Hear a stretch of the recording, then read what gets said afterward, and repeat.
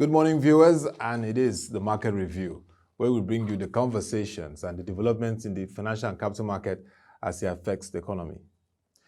Well, we're still in the early part of the year 2022, promises to be an interesting one, and this is our second edition. Our conversation focus today will be on Nigeria and the quest for financial market stability in 2022. You know, that's very critical for the country. And my guest is Mr. Johnson Chukwu. He's the Group Managing Director, Cowry Asset Management, seasoned analyst, and a financial market expert.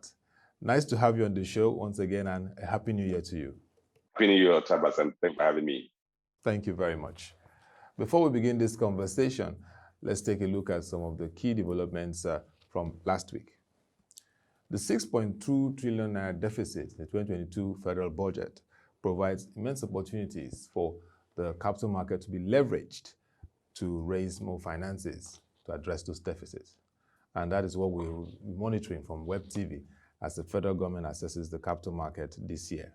So to all our viewers, watch out for all the updates we'll be bringing to you as the federal government will be partnering with the capital market again to raise finances for our economy. On the recent Securities and Exchange Commission introduction of charges on activities of the fixed income market and areas like portfolio managers' transactions, amongst others, leaders of professional and trade groups in the capital market have been responding in this regard. The president of the Chartered of Stockbrokers, Mr. Olatunde Amolegbe, FCIS, in his remarks said this will bring more sanity to the market. He said on the 0.02% charge, he believed that the ecosystem can arrive at a market equilibrium and address this for the stability of the market. On his part, Mr. Sam Onukwe, the chairman of the Association of Securities Dealing Houses of Nigeria, ASHON, believed that the proposed charges on fixed income securities should not discourage investors from the asset class. We go on a break, and when we return, we'll go straight to the conversation. Tune in to Web TV Daily to stay up to date and informed on the financial market, personal finance, and more. We have got you covered with all your favorite TV shows, economy and politics, market review, women's series, millennial talk, Islamic Finance Weekly, The Brief, exclusive interviews, events, and we keep you up to date on all the updates in the financial market with the market opening gong. Watch premium content. Watch Web TV. Same news, different perspective. Welcome back. If you're joining the Market Review show today, we're discussing Nigeria and the quest for financial market stability in 2022. And my guest is Mr. Johnson Chukwu, Group Managing Director, Cowry Asset Management. So, Mr. Johnson Chukwu, let's first begin with one very critical area in the financial market that, of course, is of huge interest to investors and all the stakeholders, and that is the management of the foreign exchange market, which is under the purview of the Central Bank of Nigeria.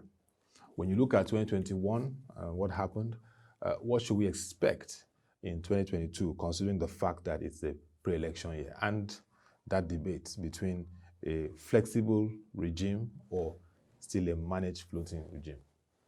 My take is that in 2022, we should expect that the Central Bank will continue with the managed regime in the FX management, foreign exchange management. Basic reason is this: there is not to be any major shift in foreign economy in the pre-election year.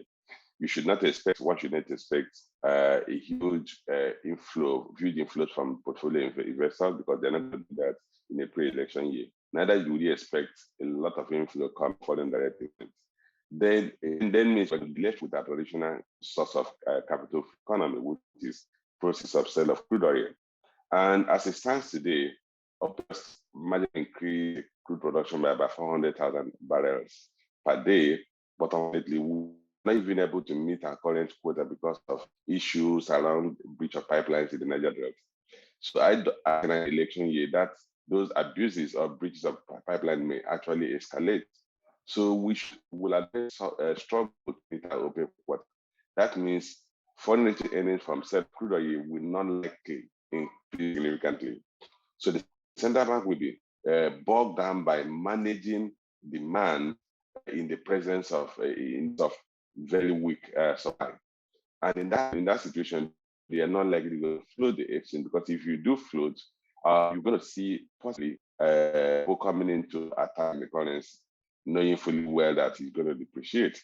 They will take positions fully aware that it depreciates. Central bank, the most such that the central bank or the monetary system, because that's in the world, it's not the central bank. Central bank is not the market maker in foreign exchange supply.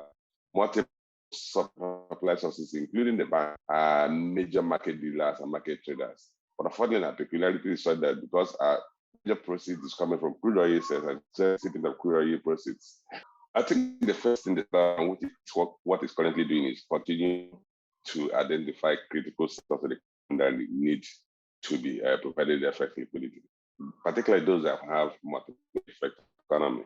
The first point should be those that have any foreign in the future, or import substitution industries. So you have two ways. One, first, focus on those who are going to generate foreign exchange from the operations in future, provide them effect so that they will, in the long run, for the effect that was provided and possibly help to create liquidity in the economy.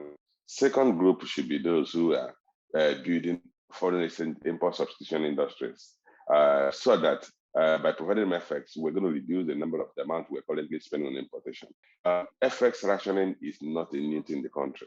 We've had to do with it when we're doing import licensing. If import licensing we're doing in the 80s and late 70s, we are all about foreign exchange rationing, because the Central Bank of Nigeria and the net economy is not to meet demand.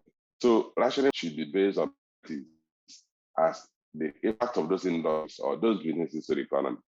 Okay, so Mr. Johnson Chukwu, if I hear you clearly, is that the FX rationing should be based on productivity of the sectors, which can create more value for the economy. Absolutely. On those sectors that will create more impact on the economy. It's like find the impactful sector of the economy have efforts to ensure that the way the operations will grow, the business will grow, possibly start an exchange. And for those who are focused on import substitution, they will help us reduce the volume of effort we need to do for importation. To build an economy, we have minimal or lower demand for effort and possibly supply level that will meet demand. Okay, all right.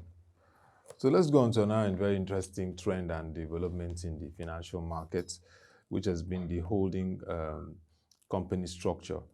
And particularly for the banking industry, First Bank was the first to evolve into a Holdco, and over 10 years now, I mean, it's been an interesting experiment to see how that has gone.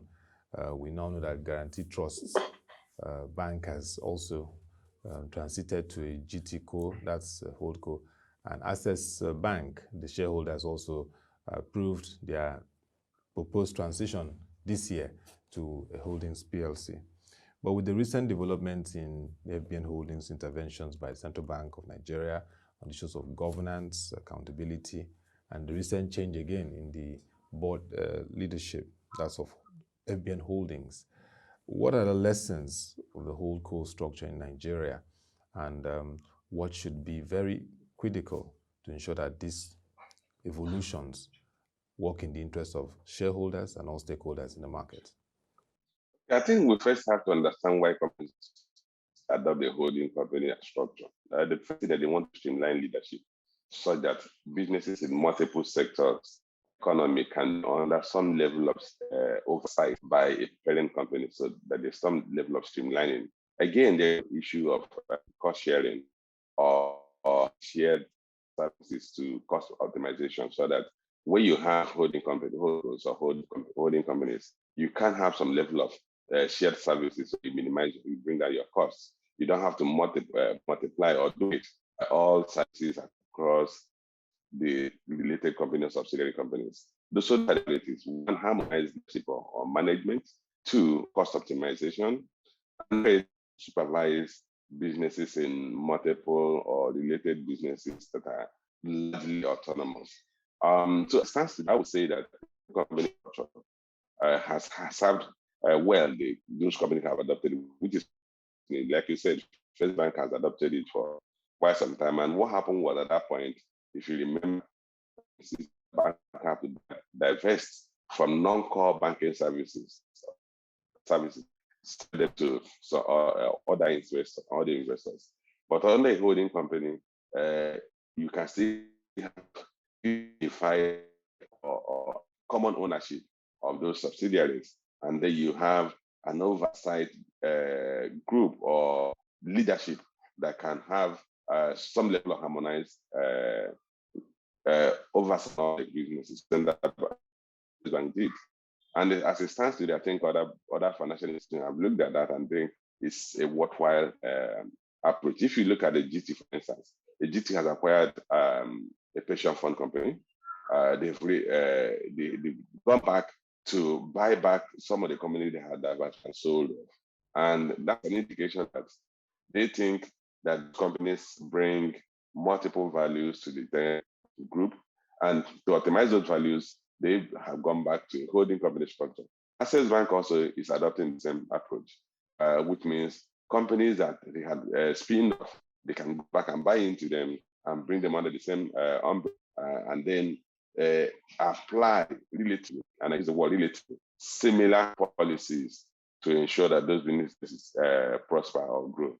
So that's the concept. And I think because First Bank has created the proof of concept that has taught others have seen that begins and are going into that. But one very clear takeaway also is that there's need for effective supervision, regulations, transparency in the regulatory approach, and ensuring that the interests of minority shareholders also are guaranteed. I know you read the recent report by ProShare on the developments in FBN Holdings, and that should be a template for Holdings company going forward. Now, Mr. Johnson Chukwu, when we look also at the recent development of Titan Trust Bank, I mean, just 1 or 2 years taking over institution bank, Union Bank, are we going to see some other trends like that this year, major acquisitions in the banking sector, and what is that implications for depositors and also shareholders? Remember, bank had a private investor. And a private equity investor that will come into an investment as asset will have a time frame to exit that instrument. As it stands today, Capital Alliance came in with Atlas Mara into First Bank, into Union Bank, and they obviously had defined an exit strategy or timeline. But that was not fulfilled because the prices of Union Bank shares refused to get to a point where they will call their exit point or exit price. They give an opportunity to exit at a good margin. And that made the Union Bank a candidate for takeover. So we have to look at that uniqueness of the situation in Union Bank. It may not easily be replicated in other institutions. I don't think you have other financial institutions today that have 1 or 2 major shareholders that came into the investment on a short-term basis, medium to short-term basis, and have really exhausted the timeline they set coming into that investment. And we are looking for an opportunity to exit at a good price. So when Titan Bank saw that opportunity, they went to it. And obviously they made them an offer they couldn't refuse. And because they were already looking for a window to exit, because their business is not to remain in an investment asset for an indefinite period of time. So that's why that acquisition took place. And also remember that the core investors in Titan Bank are not non-Nigeria. So there's clearly going to be some inflow from outside the country to make that investment. So a couple of things came together at the time and made it possible for that to take place. See immediate institutions that have this same configuration of ownership today. The other institutions that are weak or that under central bank management, those institutions that are under central bank management also for action if the right price shows up. But since today, because the uniqueness of all those other institutions under central bank management are also difficult for them to get suitors. But Union Bank was a situation. They had a relatively clean balance sheet. They had good managers. The investor, the private come in with management, and they've been there for more than 5 years. So it's been several of stability, and they were waiting for investors that could buy them out. All right. I mean, clearly hearing that, I think it'll be interesting to see what happens more in the banking sector this year. And in just 1 minute as we wrap up, later this month, we'll have the Monetary Policy Committee meeting of the Central Bank of Nigeria. And the question is, what do you expect to see happen in the monetary policy environment? Spike in interest rates, pre-election year, or maintaining of the status quo, watching the developments in international markets? Okay, my take is that the first meeting of the Monetary Policy Committee, my take is that the first meeting of the Monetary Policy Committee, they're likely going to economic condition unfold. But along the year, I expect that the Monetary Policy Committee would begin normalization to pull back some of the liquidity injected into the economy as fiscal disbursements intensify. Okay, so we expect normalization much later in the year as activities in the economy take shape, particularly with the budget 2022 disbursements. All right. Thank you very much, Mr. Johnson Chukwu, for your insights, on the financial market for 2022 and stability. There are a lot of lessons to learn. And of course, for our viewers, I guess they've gotten some key points that will guide them for the year. Mr. Johnson Chukwu, Group Managing Director, Cowry Asset Management, has been our guest today on the Market Review, and we'll be discussing Nigeria and the quest for financial market stability in 2022. If you want to get further insights or want to ask a question or make a suggestion or give further insights on this conversation, send them to otobasidabasekong@prochang.com. We'll be glad to respond to you. Also follow our social media handles displayed on the screen to get further updates on the markets. And also, if you want to get further developments on the capital market, log on to www.prochang.com. We've got it all captured for you, from the equities to the fixed income to the unlisted OTC securities market down to the commodities. We have them all captured in ProShare.